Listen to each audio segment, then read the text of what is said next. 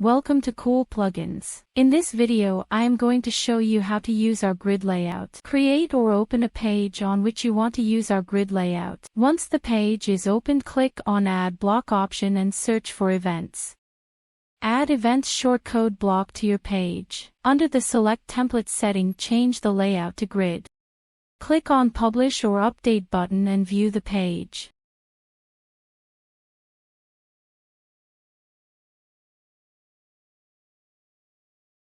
Now to change the layout style, you can change to any of the style given under Style setting.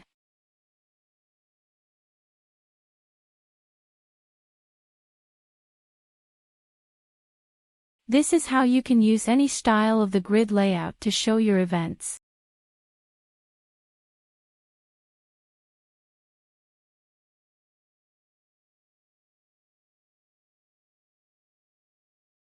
Thanks for watching the video.